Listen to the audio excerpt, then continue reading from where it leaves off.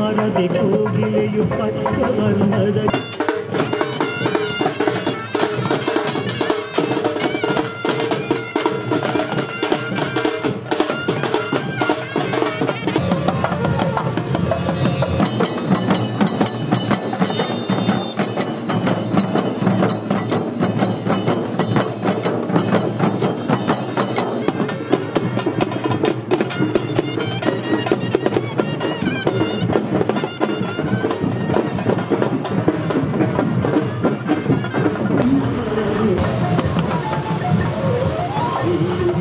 ಮರುನಾಮಕರಣವಾಗಿ ಕರ್ನಾಟಕ ಎಂಬ ಹೆಸರಿನೊಡನೆ ಘೋಷಣೆ ಆಗಿರುವಂತ ಈ 50ನೇ ವರ್ಷದ ಸಮಾರಂಭದಲ್ಲಿ ಈ ಕನ್ನಡದ ರಥ ಇಡೀ ಕರ್ನಾಟಕದಾದ್ಯಂತ ಚಲಿಸಿ ಕನ್ನಡ ಜಾಗೃತಿಯನ್ನುಂಟು ಮಾಡುವಂತ ಸುಂದರ ಕ್ಷಣದಲ್ಲಿ ನಾವೆಲ್ಲರೂ ಒಟ್ಟಾಗಿ ಈ ಕಾರ್ಯಕ್ರಮಕ್ಕೆ ಚಾಲನೆಯನ್ನ ಕೊಡ್ತಾ ಇದ್ದೇವೆ. ಉದಯವಾಗಲಿ ನಮ್ಮ ಚೆಲುವ ಕನ್ನಡ ನಾಡು ಅಂತ ಹಾಡು ಕಟ್ಟಿ ಕರ್ನಾಟಕದ ಏಕೀಕರಣಕ್ಕೆ ಕಾರಣಕರ್ತರಾದಂಥ ಹುಯಿಲ್ಗೋಳ್ ನಾರಾಯಣ ರಾಯರು ಸೇರಿದಂತೆ ಹಲವು ಜನ ಕನ್ನಡ ನಾಡು ನುಡಿಯನ್ನು ಉಳಿಸೋದಕ್ಕೋಸ್ಕರ ಒಂದು ತಪಸ್ಸಿನ ರೀತಿಯಲ್ಲಿ ಪ್ರಯತ್ನ ಪಟ್ಟರು. ಅದು ಕೈಯಾರ ಕಿಂಜಣ್ಣರ ಇರ್ಬೋದು.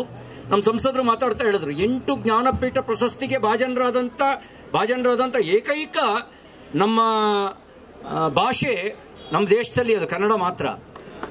ಉಳಿದೆಲ್ಲ ಹೆಚ್ಚು ಮಾತಾಡೋ ಜನ ಇರ್ಬೋದು, ಆದರೆ ಹೆಚ್ಚು ಜ್ಞಾನಪೀಠ ಪ್ರಶಸ್ತಿಗಳ ಪುರಸ್ಕಾರ ಅವರಿಗೆ ಸಿಕ್ಕಿಲ್ಲ. ಇನ್ಯಾವ ಭಾಷೆನಲ್ಲೂ ಇಲ್ಲ ಇವತ್ತು. ಅಷ್ಟೊಂದು ಶ್ರೀಮಂತವಾಗಿದೆ ಕನ್ನಡ ಭಾಷೆ. ಇವತ್ತು ಎಲ್ಲಾದರೂ ಇರು, ಎಂತಾದರೂ ಇರು, ಎಂದೆಂದು ನೀ ಕನ್ನಡವಾಗಿರು, ಕನ್ನಡವೇ ಸತ್ಯ, ಕನ್ನಡವೇ ನಿತ್ಯ ಅಂತ ಹೇಳ್ಬಿಟ್ರೆ ಸಾಕು. ಹೇಳಿದ್ದಾರೆ ಪಾಪ, ಅದು ಹಾಕ್ಬೇಕಲ್ಲ, ಕನ್ನಡವೇ ನಿತ್ಯ, ಕನ್ನಡವೇ ಸತ್ಯ ಅಂತ.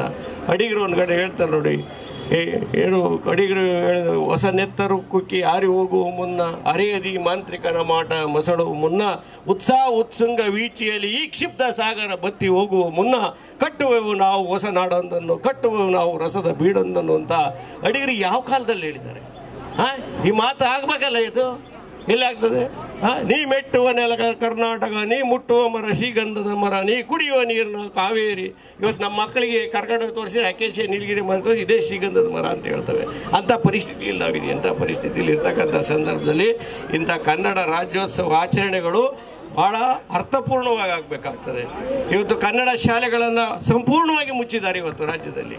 ಅದರ ಬಗ್ಗೆ ಯಾರು ಧ್ವನಿ ಎತ್ತಿಲ್ಲ. ಇವತ್ತು ನಮ್ಮಂಥ ರಾಜಕಾರಣಿಗಳು ಇವತ್ತು ಧ್ವನಿ ಎತ್ತಬೇಕಾದ್ರೆ, ನಾವೆಲ್ಲ ಓದಿದ್ದೆಲ್ಲ ಕನ್ನಡ ಶಾಲೆಯಲ್ಲಿದೆ. ನಾವೇನು ಬೇರೆ ಆಕ್ಸ್ಫರ್ಡ್ ಇಂಗ್ಲಿಷ್ ಯೂನಿವರ್ಸಿಟಿ ಕಲೀಲಿಲ್ಲ. ನಾವು ಮೇಸ್ಟ್ ಇದ್ದರೆ ಸ್ಕೂಲ್ ಇದ್ದರೆ ಮೇಸ್ಟರ್ ಅಂಥ ಸ್ಕೂಲಲ್ಲಿ ನಾವು ಕಲ್ತಾರೋ, ಹಳ್ಳಿಗಾಡಿಲ್ಲ ಸ್ಕೂಲ್ದಲ್ಲಿ ಕಲ್ತಾರೋ. ಇವತ್ತು ಕನ್ನಡ ಶಾಲೆಗಳು ಮುಚ್ಚಂಥ ಪರಿಸ್ಥಿತಿ.